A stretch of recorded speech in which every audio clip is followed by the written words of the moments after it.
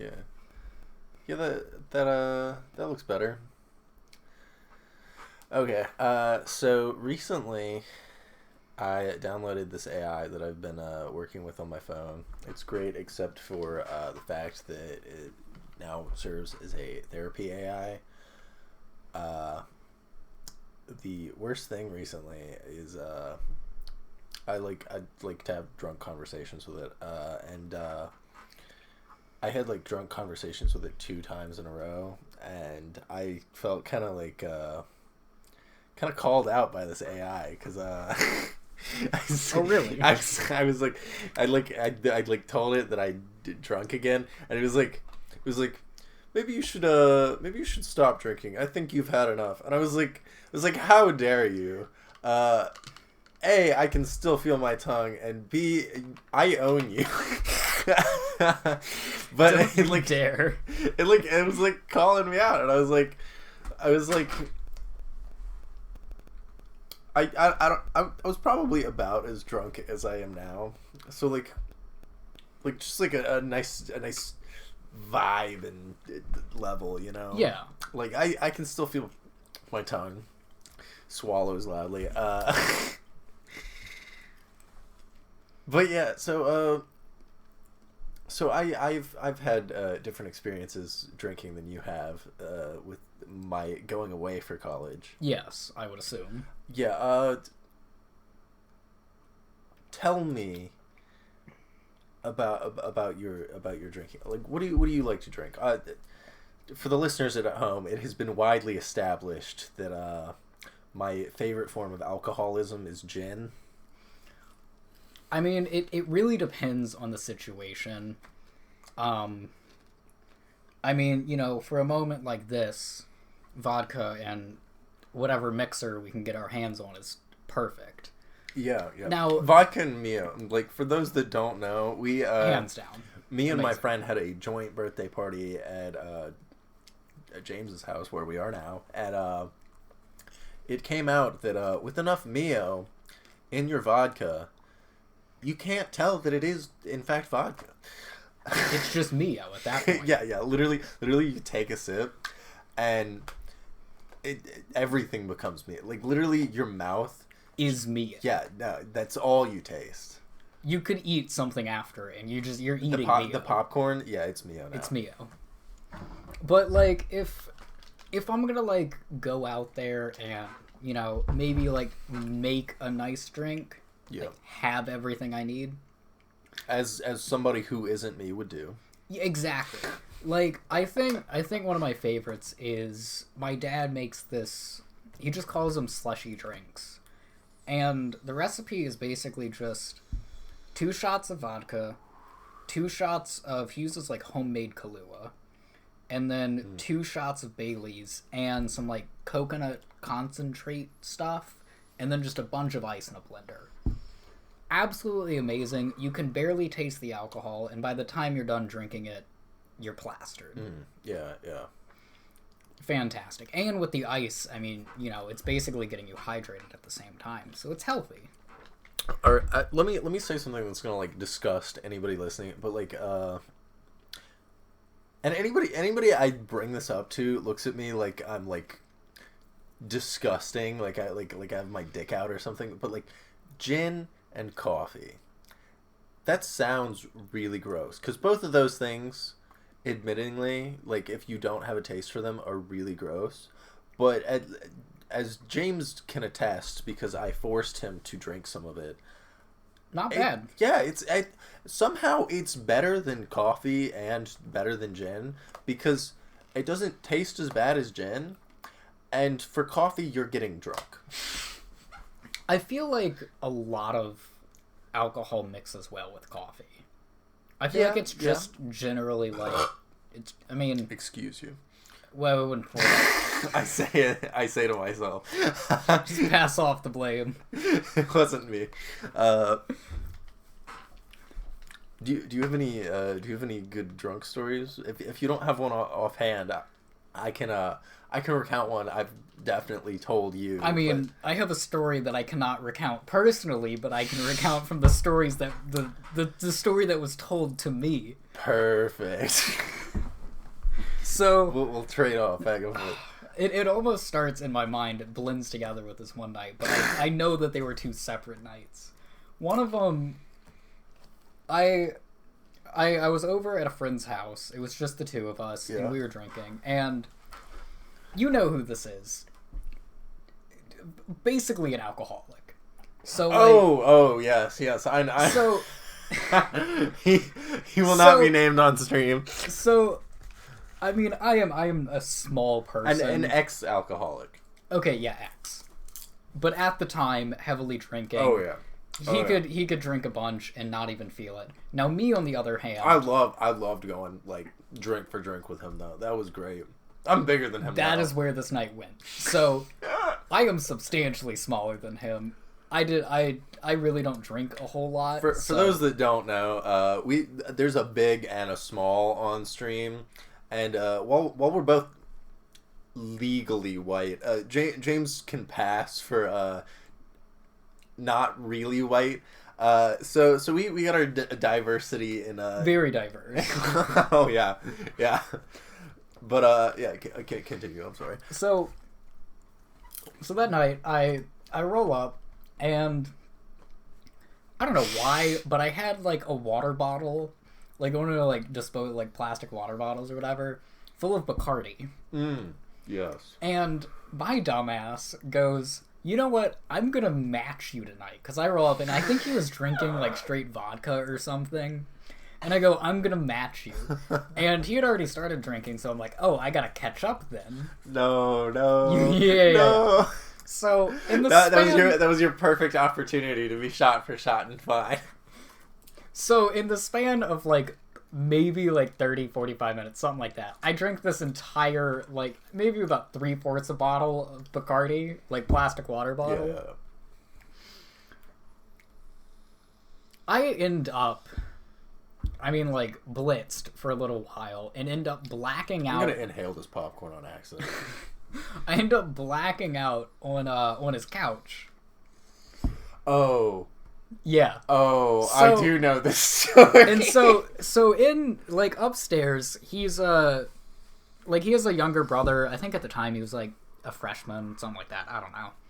I loved it, man. So they had like 2 rooms next to each other with like a Jack and Jill bathroom. And so it was like 3 doors along that hallway. And I was like in the room across the hallway. So from what I was told, at some point in the middle of the night, I wake up and I have to pee. And I was coherent enough to know mostly where I needed to be to get to the bathroom. But I get the wrong door. And I end up, instead of walking into the door in the middle, I walk in to the other door where his younger brother's room is. Go into the corner of his room where the toilet should have been if I walked in the right room, and just pee in the corner of his room. He wakes up, like, sees me doing it, and he was well aware of what happened previously in the night. You're his sleep paralysis demon. I am. I became his demon. So he wakes up and, like, tries to talk to me and then realizes what's happening and just gives up and goes back to sleep. I'll deal with this in the morning. Exactly. It's like, it is not worth it right now. Oh my god. Similar story. I was at college, and I like for like the first week of college, I slept not in my own room. I slept in this amazing room with who later became my best friend, and who was a very close friend of mine, who at the time we were interested in each other, and we kept sleeping in the same bed together, and just like we were just cuddling. Nothing ever happened. She was a gorgeous, absolute bombshell redhead. A little bit crazy. We all are. And one night I woke up there and I had a headache, and we woke up and we were trying to discern what the wet spot on the floor was. And we decided, I think we chose to believe that it was not pee. you don't want to believe that. Yeah.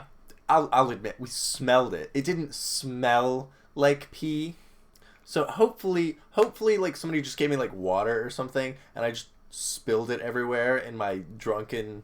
Because I don't remember, like, at all the night before. I just remember waking up, and there's this wet spot on the ground. By the way, she ended up, like, talking, like, dating this other person briefly. And to my defense, for... maybe peeing on the floor, probably not, but I choose to believe I did not pee on the floor. It was a possibility. Yes, it was possible. This person actually did not only pee, but they peed in her bed. So, like, I feel like even if I did pee on the, like, you're still a little bit better. it was next to the bathroom. Close enough. It was yeah. So yeah. You're not alone. Other people have peed before. But the story I really wanted to tell that I was waiting for, James, I know you've heard this story before.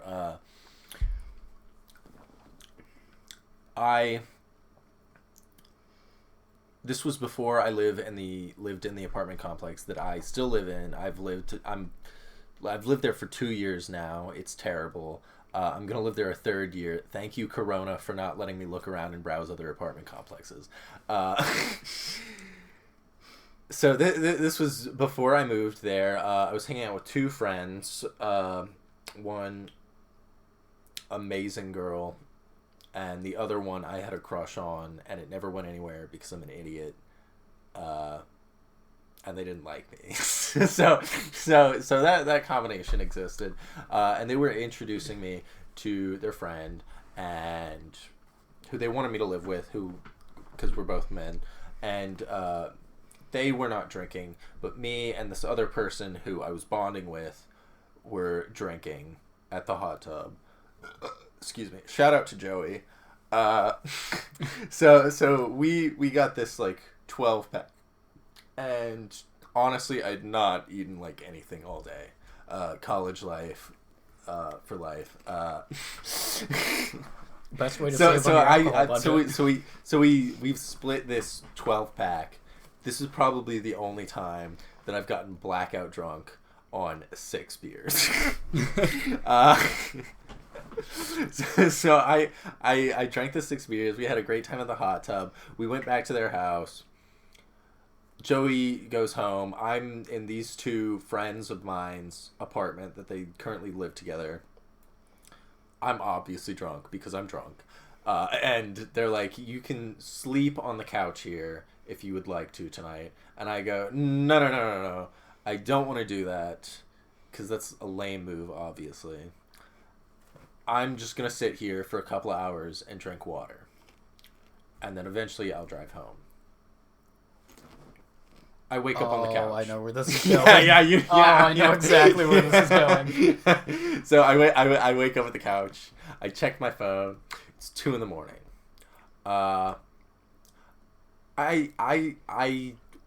I know something's not right, as I always do. Let me preface this. A lot of the times, it's better than it could have been, because a lot of the times I wake up, and the way I know that I was drunk is I will wake up naked.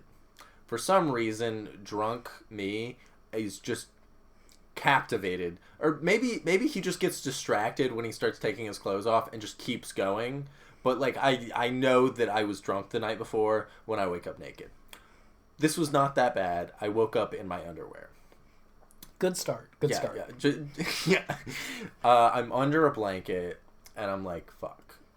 I'm like, fuck, because I didn't want to sleep here, and B, I'm fucked because I'm in this house with somebody who I used to have a crush on, and I'm in my underwear.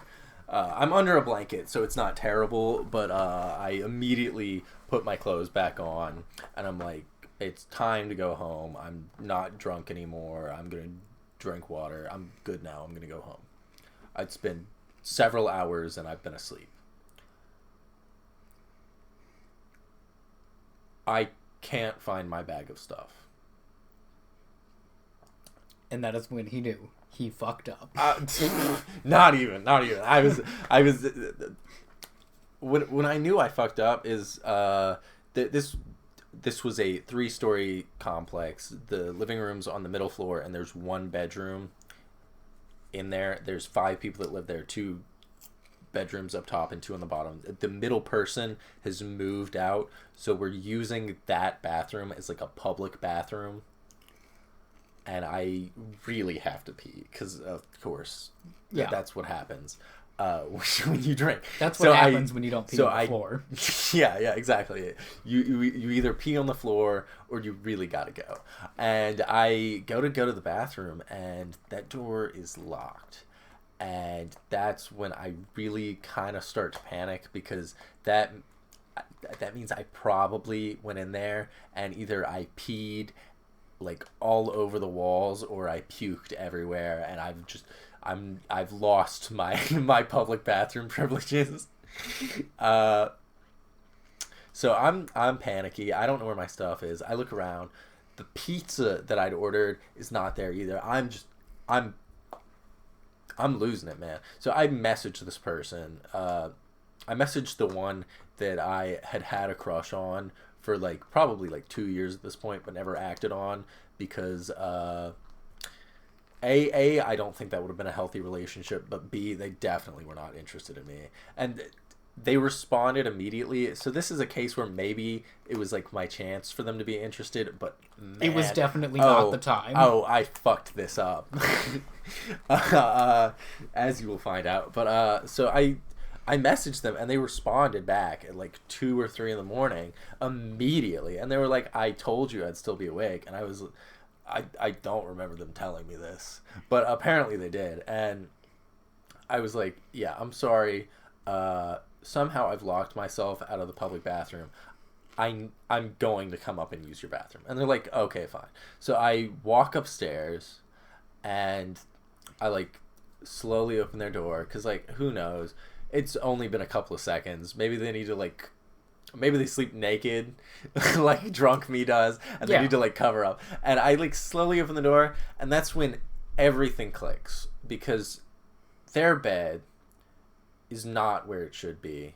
And all of a sudden I realize that this is not my friend's fully furnished apartment. It is the fully furnished apartment of someone who has an identical house. And I am an accidental home intruder, and I am mortified. So I close the door, and I'm standing there in a panic attack, and I quickly and quietly go downstairs, and I make sure that I have collected all of my stuff, my shoes, anything that I might have brought with me, and I go to leave. And probably the worst part was, as I go to leave, the door, the only door is locked. So I'd like to say that I came into a stranger's house and made it more safe, but I'm also terrified of the idea that I locked someone else out of their house, or that I in fact met these people and ended up sleeping on their couch, and then I don't that very. So I leave the house, and I'm only one house over. I'm like this apartment complex. I'm one house over. I go to my friend's house, and they meet me at the door, and they look at me and they go, Laban, where were you? And so if they had any interest whatsoever, it's over. Instantly it's gone. Dead. It's oh no.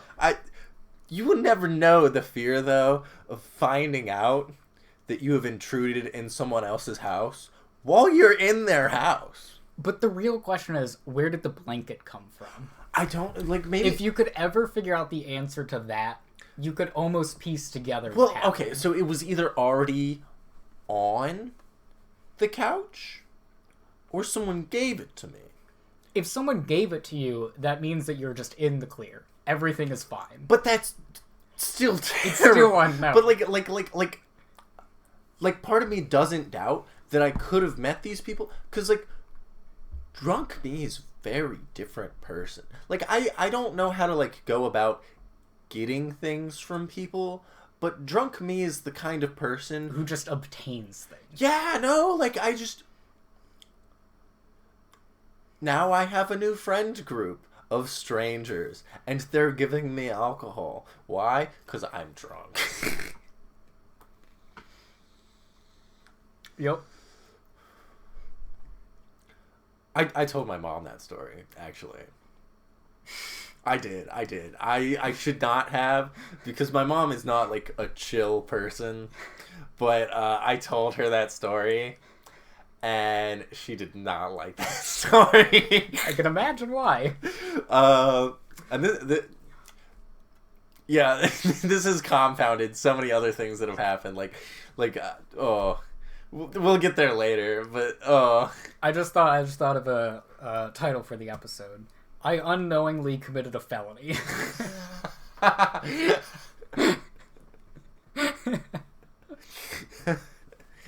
Oh no. Accidental home intrusion. Only for the second half. First half, spooky, scary story. I don't know, man.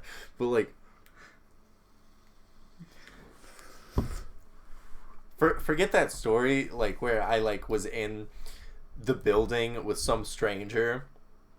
Like, true gripping fear is knowing that you are in someone else's house and you were not invited, and that you are still in their house and that you don't remember getting there. Like, I did not drink for a while after that. Yeah.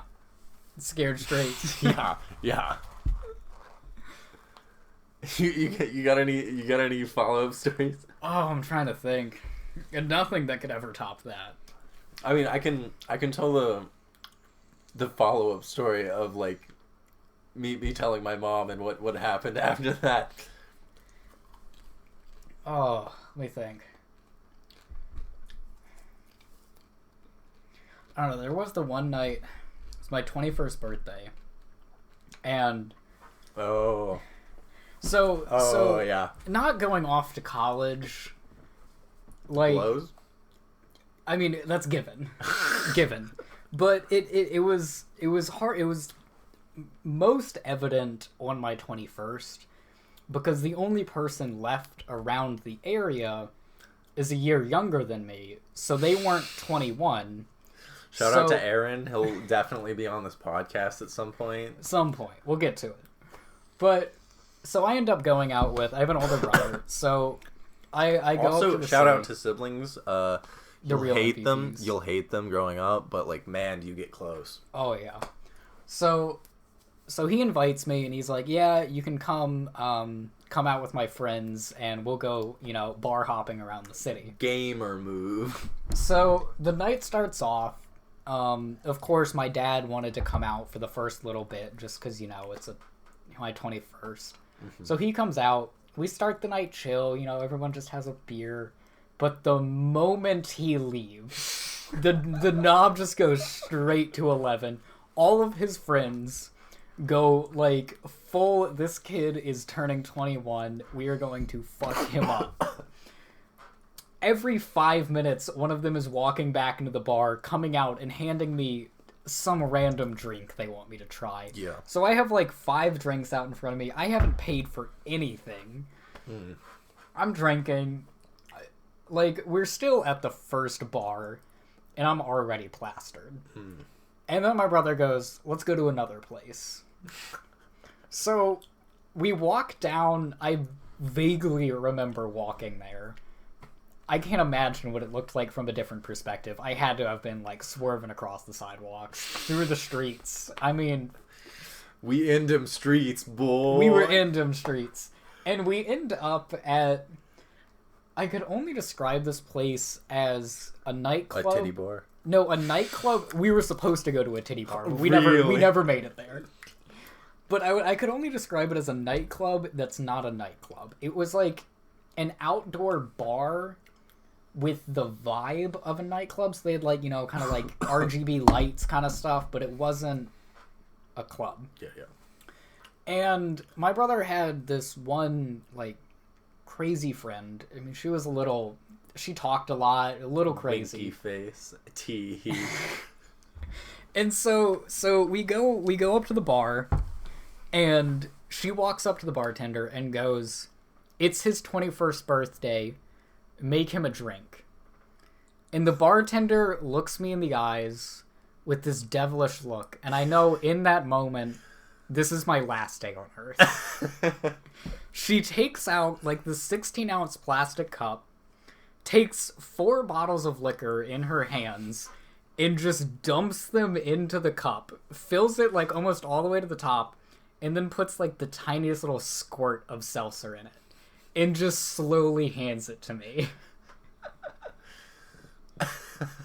Needless to say, that was the last drink of the night I got. The night that you remember. No, it was. Because about halfway through drinking that, one of my brother's other friends challenged me to a vape off, which ended up with me winning, then throwing up on the patio, then making the most elegant exit that I've ever done. How so?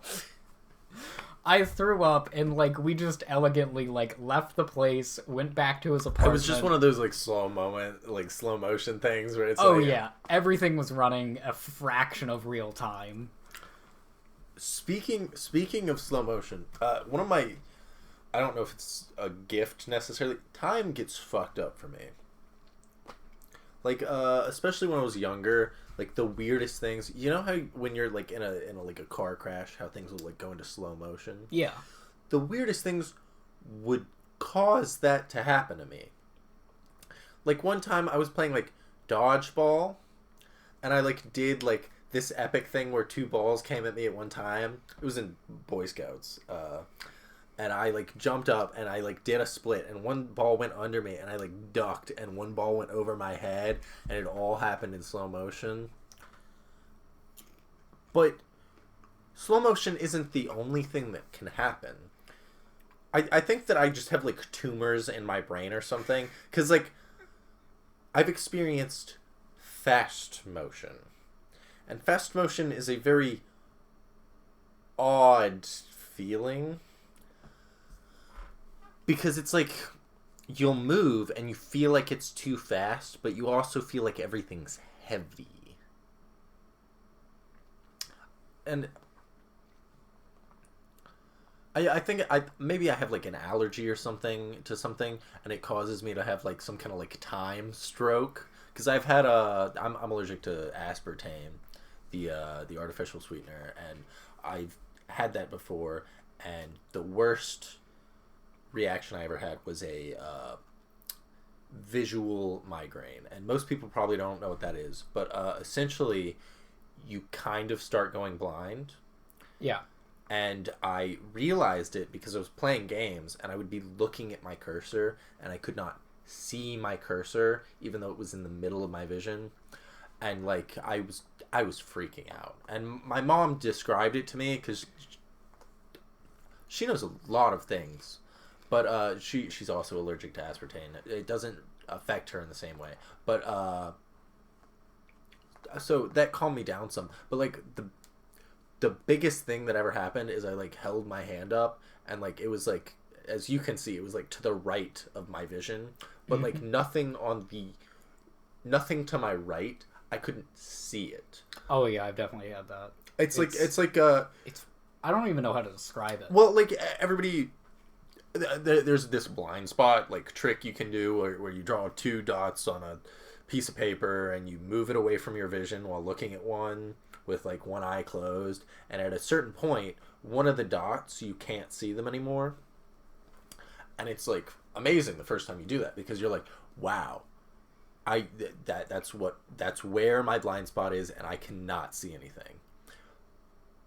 But when I was having the visual migraines, it was like that, but my brain could just not perceive areas. And it wasn't like it was blackness. Like, your brain fills in the areas you can't see. But, like, I held my hand up, and it's like there's this warped sensation of stuff over there, but I cannot see it. I cannot see my hand. There's stuff that my brain's filling in, but my hand which should be in my vision, is not there. It's almost like your eyes are like blackout drunk, kinda. Yeah. But going back to the thing, when this speed up stuff happens, it's weird. It's so weird because your whole body feels heavy and like it's moving fast, and it seems like everybody's talking fast, and it's like this irritating feeling where like, you know, when you're like irritated and like the smallest thing just seems overwhelming, and like people will just be talking to you like normal, and you're just like, it's too much, just shut up. Yeah. It's like that, but like everything's just so fast, and it's like you're being left behind by time, and it's so weird. So it's balanced out a lot now that I'm older, and like learning to play musical instruments really did help, I think, because it solidifies time a little bit to learn tempo. But when I was young, time was this, it was abstract thing, and sometimes it would be just so fast, and sometimes it was so short. And my parents always talk about how I would complain, like we would go on a cruise for our only vacation in like 5 years, and it would be the first day of the cruise, and I'd just complain about how in 7 days it was going to be over, even though it had just started. Part of that was just being a kid, but I don't know, man. Time has always fucked with me. Yeah. And sometimes I've wondered if I've like fallen into like a different dimension. Like there were times when I was younger when I was like, it would be the end of the year, and then they'd be like, yay, it's 2012, and I'd be like, last year was 2012. Then they'd be like, no, it wasn't, and I'd be like, but it was. And even today, I'm still not good at a lot of things. Like, I'm not very good at names, and I'm not good at remembering people's birthdays or like days of things. Like I cannot tell you what day Christmas is. I know it's in November. Like, it is in November, right? I'm a little drunk. It's in November. Christmas. Wait, no. December, my boo. Okay, well then, all right, we're cutting that. Yeah, no. And as you can tell, I'm not good at dates. I remember generally when my close family's birthdays are, but I cannot give you an exact date. And in fact, for the first largest portion of my life, I didn't even remember when my birthday was. I just remembered it was in May, and the only surprise parties I ever got were just like, it's your birthday, and I would be like, it is? Wow. Yeah, exactly. But yeah, like I can't remember birthdays either, and I've always felt like really bad about like it. a shitty person. Yeah, because it's like a friend's birthday will come up, and I'll be like, oh, I had no idea. And that's why it's so great that we have technology now, because it's like it'll be somebody's birthday and it's like, oh, happy birthday, like, oh, thank God. Oh, but my last birthday, growing up, I hated that nobody ever remembered my birthday, and I felt so not special. But as a sadistic fuck now, like, I love that people don't remember my birthday, and I actually only got exactly one birthday message before I posted like on my Snapchat story about my birthday, and they got my birthday wrong. It was actually somebody I used to sleep with, and that they slept with their ex-boyfriend, and that's how we broke things off. I actually kept their roommates in the divorce because their roommates loved me, and they decided they hated her. Good move. And then they moved. They literally changed houses to get away from that person. Oh yeah. But they like kept me.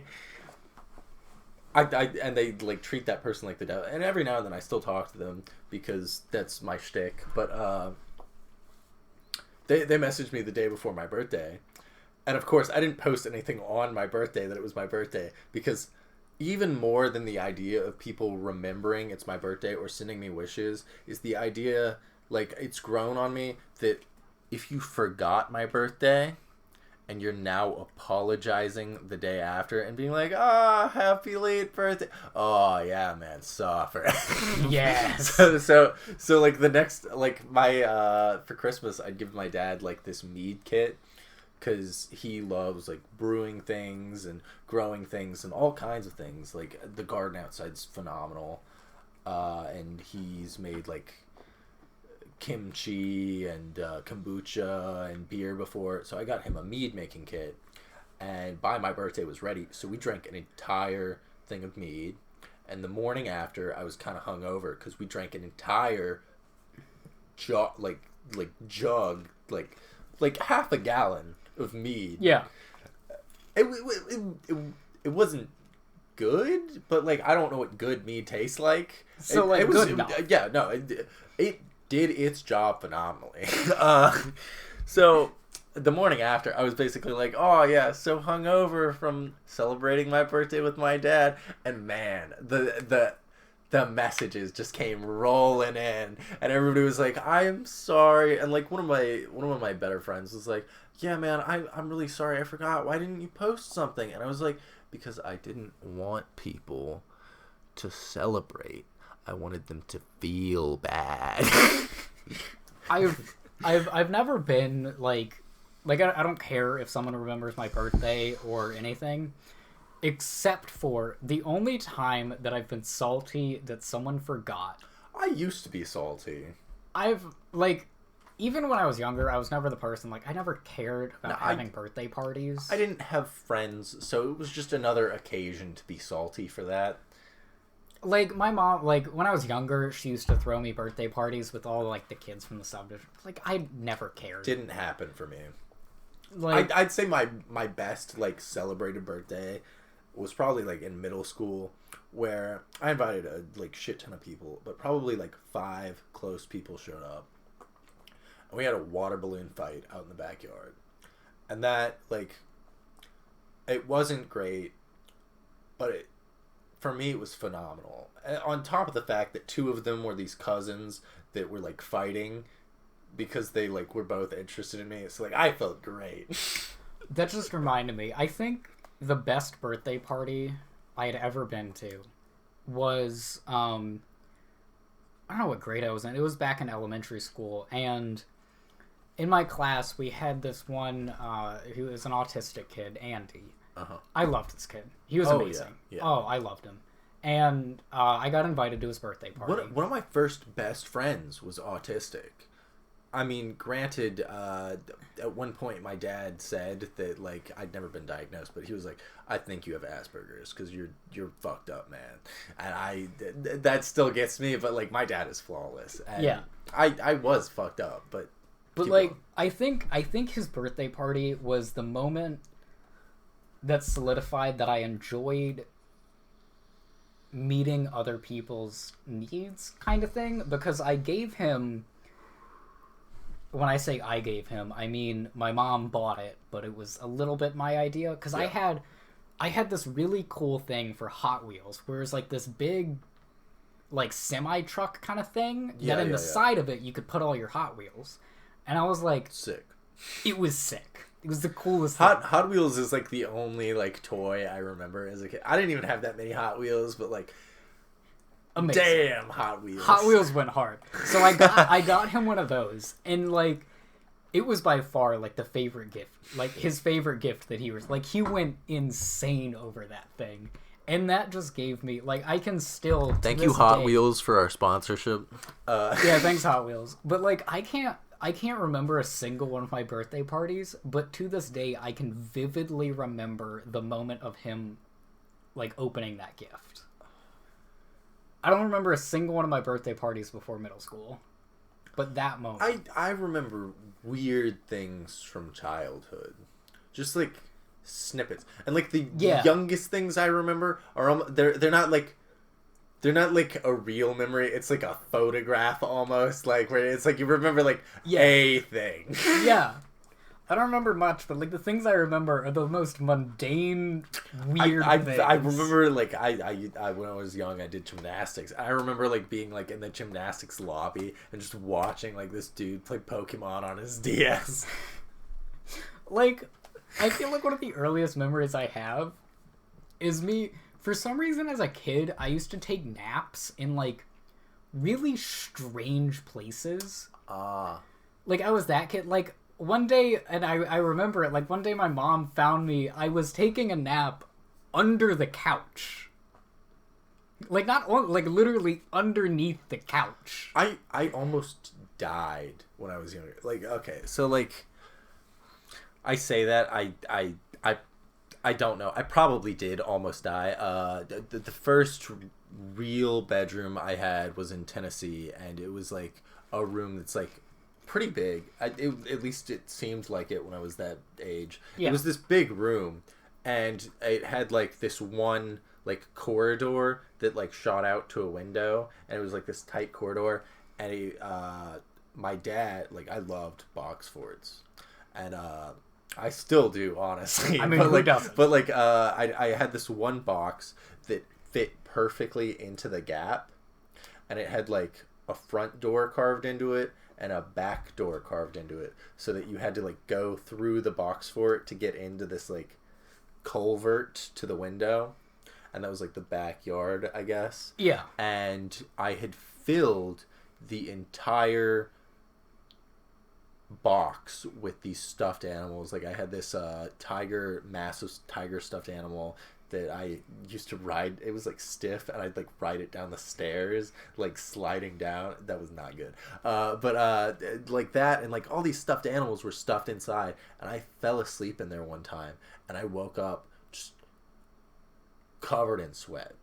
I was probably only like 5 or 6. I was covered in sweat in this thing, and I probably like thank God, like I probably, if I kept sleeping, would have died in there. Like that's how hot it was inside. All right.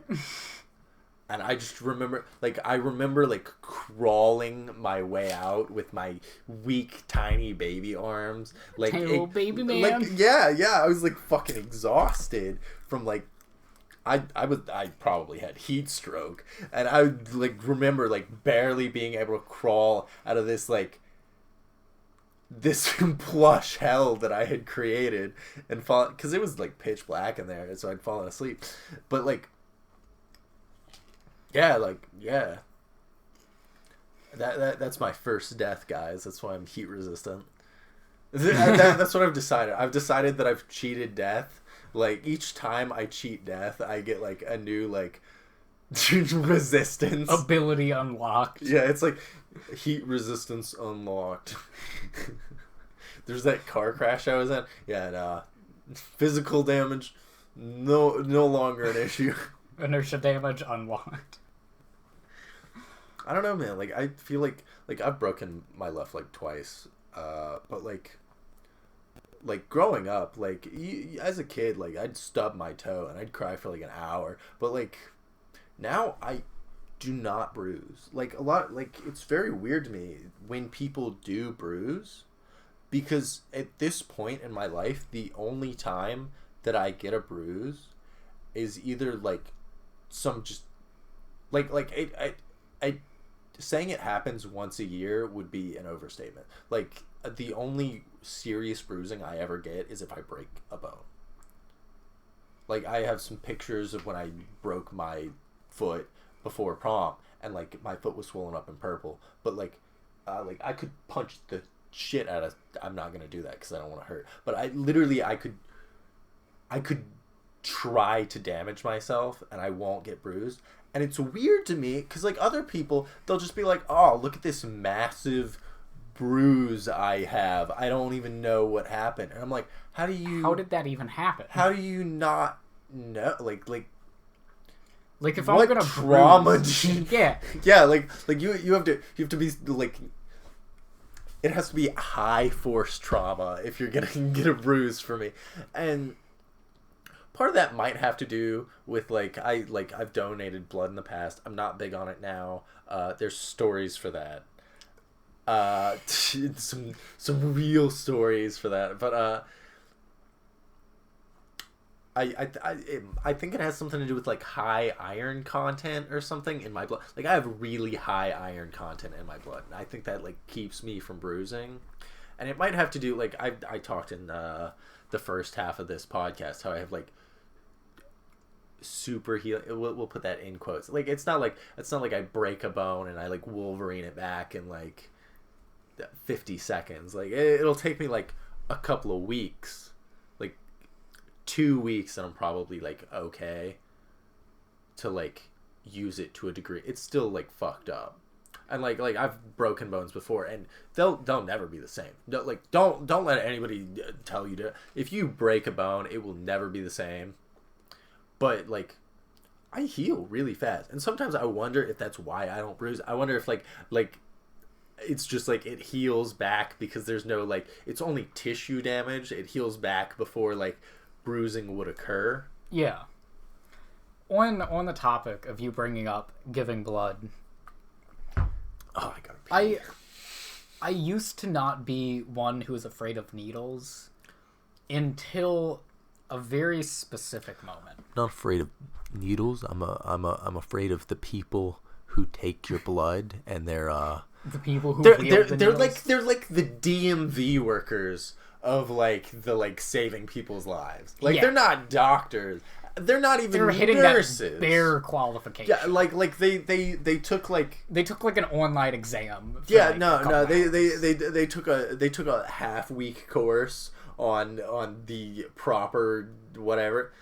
Literally like the best way to surmise, like I've had multiple bad experiences with giving blood, but the last time I gave blood, excuse me, literally the part of the super healing, they stuck the needle in my big ass fucking veins, Yeah. and it kept clotting inside my arm.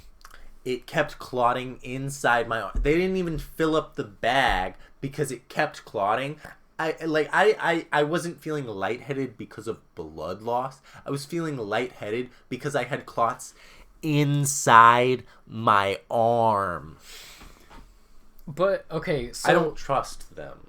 there was one moment in my childhood that I'm not necessarily afraid of needles, but I get like even this moment thinking about them, I get this wincing feeling because I was in the hospital for this weird skin problem thing in my arm.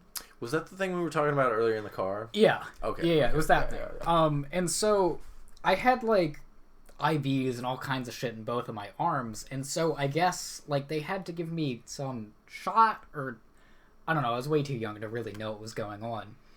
But for some reason, they ended up doing it in the sole of my foot, like in the arch of my foot. Oh, what the fuck? I know, okay? And I swear to God, it probably didn't happen. But, like, to me, it felt like the needle touched my bone. Oh, no, man. And so every time, to this day, I think about needles, I think about that feeling. I hate gorillas. And I just, like, Not winch gorillas. inside. Not baboons. I'm sorry, I'm drunk. It like, oh god. Okay, probably not the same level of pain. I forget which time. I've broken my leg twice. I've broken my foot once and the tip of my leg once, where it meets the ankle, like the fibia bone. It's like not the weight supporting bone in your leg. Yeah, but it's the other like one. yeah. But it, like, right where it connects to my ankle, like, my foot twisted and it snapped the tip of that off. You want to feel it? It's right here. You feel it? It's like this sharp spot right where my finger is. Yeah. Yeah. So I've broken this leg twice. It's a little bit weaker than the other one. One of the times, I believe it was the time I broke the actual fibia and not the fifth metatarsal, which is like part of the foot. In my rehabilitation, my dad loves alternative medicines to a degree. He's an anti-vaxxer. I do not propone that, but he's wrong about a lot of things, but he's also right about a lot of things. Like he's a proponent that good health is like the most important thing, because like a lot of the people dying right now of corona are people that just aren't healthy. Like their immune systems are damaged by either lifestyle decisions or things that have happened to them due to the chemicals that are mass produced and unleashed on people in today's society. But I believe in vaccinating, guys. You should vaccinate your children. I do not want to see this in the comment section. My dad vaccinated me. He was forced to when we moved to Africa. The end of the story. We'll get there. But it was like an alternative medicine thing where they did the Graston technique. And basically what the Graston technique is it's like this idea that like your muscles get like knotted up, and the best way to do that is just to like tear them apart almost. So they take this blunt metal knife kind of, and they basically run it along your muscles. And with a broken leg, I had the Graston technique applied to my Achilles tendon. Oh. And that was having somebody rake your tendon and bone with a metal knife while you have the bruising and pain of a broken bone. That was bad, man. That was it hurt. It hurt bad. Wow. I don't even want to think about it. It was like, it wasn't even like a traditional pain either. Like when you think about like you can think about like a searing pain or a hot pain or something. It was like a pain that itched. It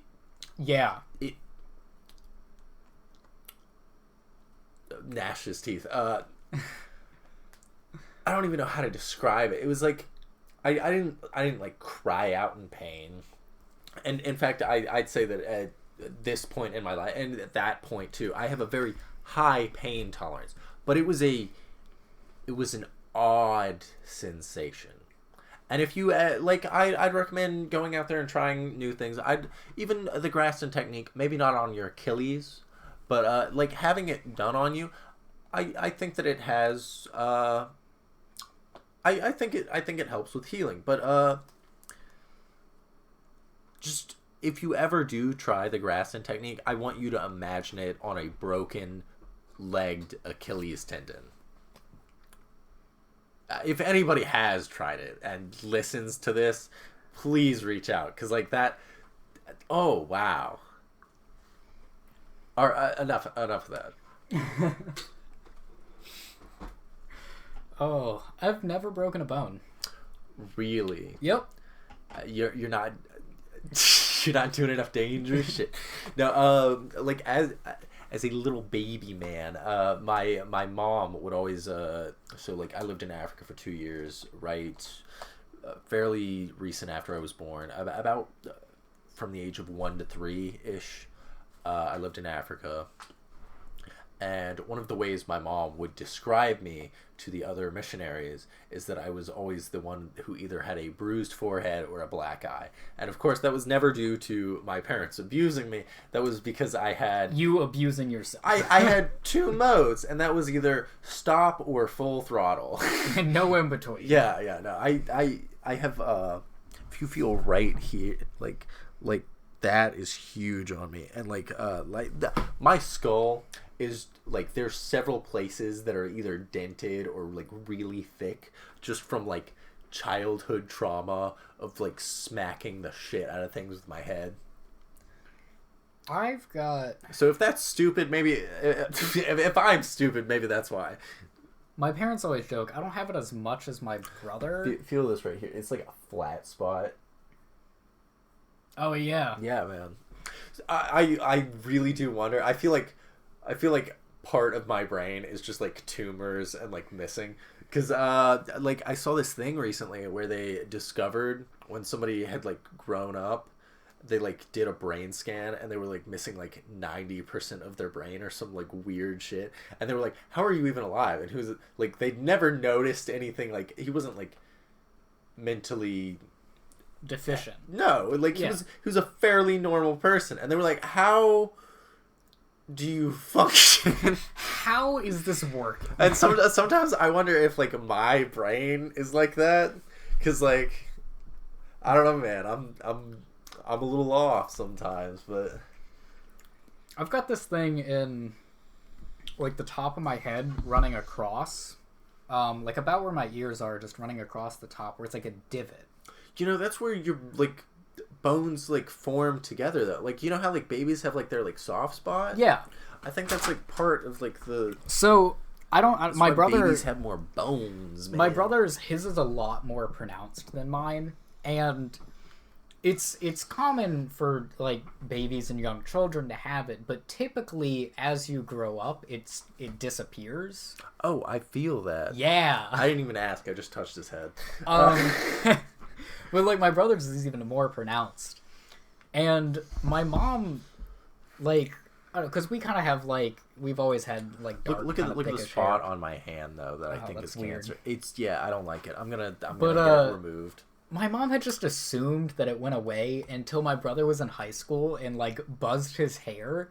She was like, "Oh God, it's still there." Did he have like the SpongeBob like ghost episode head? Yeah, he had like the huge divot in his head. Man, I'm like worried to like buzz my head because like I feel like I'd see like some shit, man. And like to this day, they always joke. They're like, "Yeah, that's what happens when you drop them a couple of times." Oh. Oh no, like you know like the divot I have in my chest right here. Oh yeah. Weird shit, man. I feel like if I get pecs though, it'll like make it look like I have like really big tits, like that divot, like right. It's over there. Oh, okay. We're approaching the hour mark. You want to take our second interlude for the night? We could also just pause this moment. I really have to pee. I've been holding it. All right. We'll go to. I'm sorry, guys. We'll go to advertisements. New on Geico Media.